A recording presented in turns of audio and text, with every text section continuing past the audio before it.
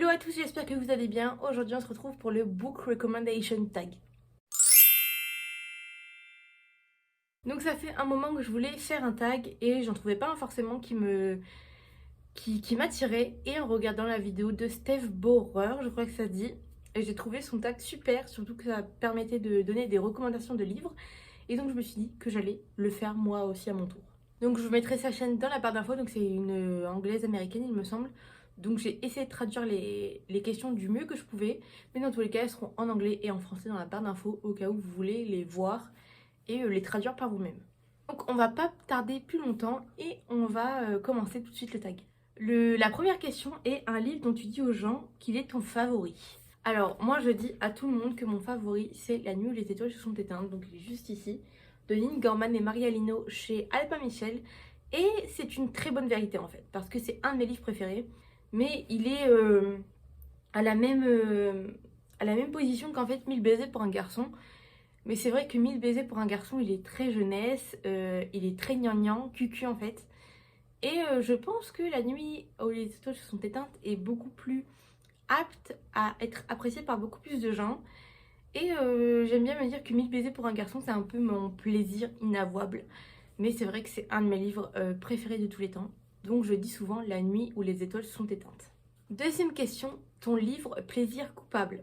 Alors ça a été assez compliqué parce que j'avais envie de dire 1000 baisers pour un garçon, mais en même temps non. Parce que c'est mon plaisir coupable, oui et non. Mais mon vrai plaisir coupable, ça a été Crédence de Penelope Douglas. Donc j'ai aucun livre avec moi en fait. Là, vous aurez toutes les affiches ici, toutes les couvertures. Mais c'est vrai que Crédence pour moi a été un énorme plaisir coupable. J'ai du mal à avouer que j'ai énormément apprécié ce livre et que ça a été un coup de cœur parce qu'il est complètement tordu. Euh, Penelope Douglas a tendance à faire des livres extrêmement tordus et celui-là l'est réellement. Pour vous faire un petit résumé, c'est l'histoire de Tiernan. Ses parents sont décédés et elle doit partir entre guillemets sous un tuteur et elle rencontre donc son oncle et ses deux cousins dont elle n'a jamais entendu parler, elle ne les connaît pas et elle va du coup faire leur connaissance. Donc on n'arrive pas trop à savoir s'ils sont réellement de la même famille ou pas, s'il y a vraiment un lien de sang ou pas, c'est pas réellement... Enfin, je trouve que il y a Anguille sous roche, je crois qu'on dit comme ça, Anguille sous roche, je sais plus. Et donc il va se passer de multiples choses avec son oncle et également ses cousins, si vous voyez ce que je veux dire. Mais j'ai beaucoup aimé l'ambiance du livre, même si c'est un livre assez malsain et il faut être conscient en le lisant que ces choses-là dans la vraie vie, ce n'est pas normal, ça ne devrait pas arriver. Mais je trouve que la psychologie des personnages est assez bien expliquée et je trouve qu'il y a quand même un très bon développement. Et au-delà de ça, il y a aussi ce côté très huis clos que j'ai beaucoup aimé. Donc, âme sensible, s'abstenir, ne lisez pas ce livre si vous avez en dessous de 18 ans parce que quand même, je pense que c'est le genre de livre qu'il faut lire en étant majeur et c'est pas du tout pour un jeune âge. Parce qu'il faut avoir conscience que ce qui se passe à l'intérieur, ce n'est pas normal et que ce n'est pas la norme, que ça ne devrait pas arriver. Mais je pense qu'à partir du moment où on le lit et qu'on a conscience de tout ça, on peut l'apprécier. Troisième question, un livre que tout le monde a aimé sauf toi. Eh bien, pour ce livre, j'ai choisi Hate to Love de Penelope Douglas aussi, je crois. Je ne sais plus.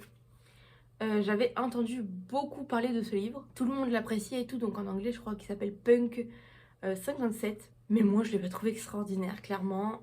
C'est pas un livre que je retiens. D'ailleurs, je me rappelle pratiquement plus de ce qu'il y a eu à l'intérieur. C'était un livre qui était cool, mais c'était pas non plus le livre du siècle, en fait. Donc, j'ai pas trop de trucs à vous en dire parce que de toute façon, je l'ai pas aimé, donc je vais pas le... Enfin, c'est pas que je l'ai pas aimé, mais pour moi, c'est pas un livre extraordinaire, quoi. J'avais passé un bon moment, mais j'avais trouvé assez long à lire. Et voilà, pour moi, c'est pas un livre... c'est pas un livre que je recommande, quoi. Quatrième question, le livre que tu as lu le plus rapidement. Alors pour moi, ça ne va pas être compliqué. J'ai choisi vraiment un roman et c'était Le Petit Prince. Le Petit Prince, c'est vraiment un livre que j'ai adoré. Il est vraiment... ça m'a pas bouleversée, mais j'ai été très émue en le lisant. J'ai lu en une demi-heure à tout casser. Parce que c'est du jeunesse et que c'est pas un livre qui est très long. Mais je trouve que c'est un livre qui a de très beaux messages. Et je comprends que ce soit un livre apprécié de énormément de gens et que ce soit même le livre préféré pour certaines personnes. Parce que c'est pour le coup un très beau livre. Et si vous ne l'avez jamais lu, je vous le recommande fortement. Moi, c'est vrai que c'était pas un livre que je comptais lire.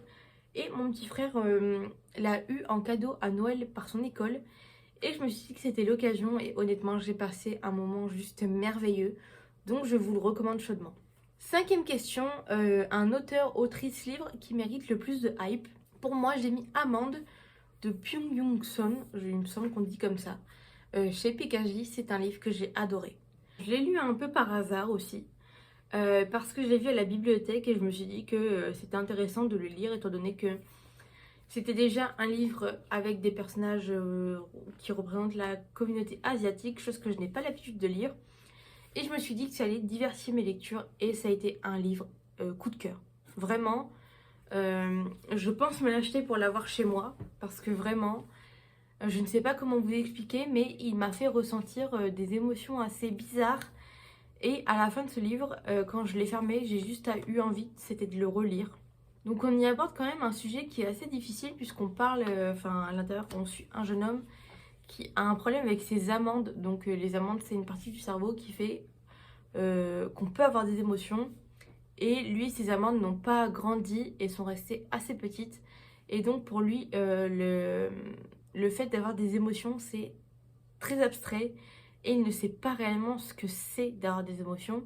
Donc vous imaginez bien que tout ce qu'il y a autour de la vie, c'est assez compliqué pour lui. Et voilà, j'en dirai pas plus. Mais je vous le conseille fortement. Et ensuite, j'ai mis en tant qu'autrice Blandine P. Martin. Alors, je n'entends pas beaucoup parler d'elle. C'est une autrice auto-éditée, mais honnêtement, son boulot est juste dingue. Et il me semble que j'ai lu 3-4 livres d'elle. Et ils ont tous été des coups de cœur parce que je trouve qu'elle a une plume qui transporte. Elle écrit extrêmement bien. Ses personnages sont super bien construits. Et juste tous ces univers, je les ai trop aimés. Pour tout ce que j'ai lu pour l'instant. Donc, je compte en lire plus. Bon, après, j'ai une palle qui est assez grande pour l'instant. Mais je sais que dès que j'aurai l'occasion et un peu l'argent, j'achèterai ces livres et je les lirai. Question numéro 6, un livre qui est devenu une série ou un film. Et pour ce coup-là, je vais parler de 2 livres donc, qui sont tous les 2 de Taylor Jenkins Reid. Donc Taylor Jenkins Reid, j'arrive jamais à le dire. Donc le premier c'est Daisy Jones and the Six qui est sorti en série sur Prime Video. J'ai regardé les 3 premiers épisodes, les épisodes sortent toutes les semaines il me semble. Et j'ai également lu le livre, donc une vidéo arrive par rapport à ça, mais j'attends d'avoir vu tous les épisodes de la série en fait. Je vous ai dit des bêtises en fait. C'est pas de livre de Taylor Jenkins Reid. Et le deuxième du coup c'est Six of Crow, donc du coup avec Grisha du coup. Le Grishaverse en général avec Shadow and Bone qui est sur Netflix. La deuxième saison sort ce mois-ci en mars, je pense que quand la vidéo sera postée elle sera sûrement sortie. Mais j'avais beaucoup adoré le Grishaverse et c'est vrai que la série est très bien faite je trouve. Elle représente énormément et extrêmement bien l'univers des livres. Et pour le coup, l'avantage c'est qu'elle regroupe plusieurs livres. Donc puisque c'est tout le Grishaverse, on va avoir les Grisha, mais également les Six of Crow. Et peut-être un peu King of Scars que je n'ai pas lu pour l'instant. 7ème question, le livre que tu as le plus relu. Et pour le coup, c'est 1000 baisers pour un garçon que j'ai lu 3 fois je crois. Et c'est un livre que je le relirai parce que vraiment, je l'aime d'amour. Ah oui, et on peut compter aussi La nuit où les étoiles se sont éteintes, je l'ai lu 2 fois. Je n'ai pas tendance à relire mes livres souvent, mais quand j'aime beaucoup un livre, c'est vrai que j'aime le relire régulièrement. Et il y a également un livre que j'ai lu il y a des années, j'étais encore au collège, donc, et là je suis dans la vie active, donc c'était il y a au moins 10 ans je pense.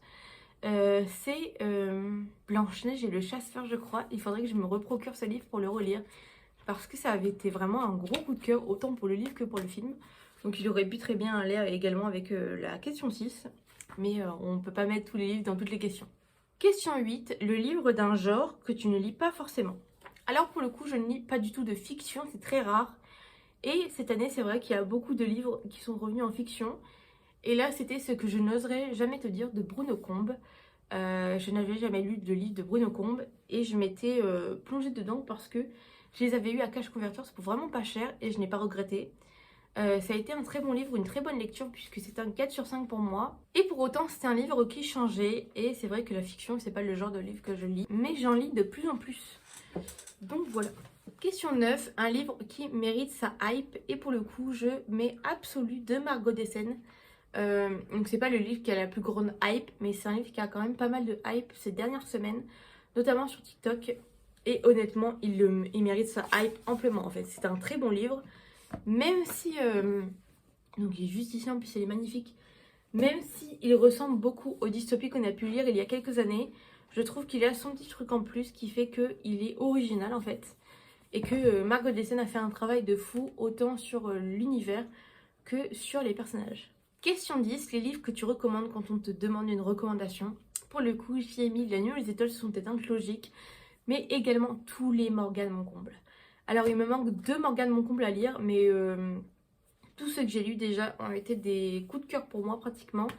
Et j'adore sa plume, j'adore le fait que ses livres soient assez féministes, qu'elle inclut des personnages de minorité, comme par exemple avec beaucoup de problèmes, comme par exemple les TCA, les problèmes familiaux.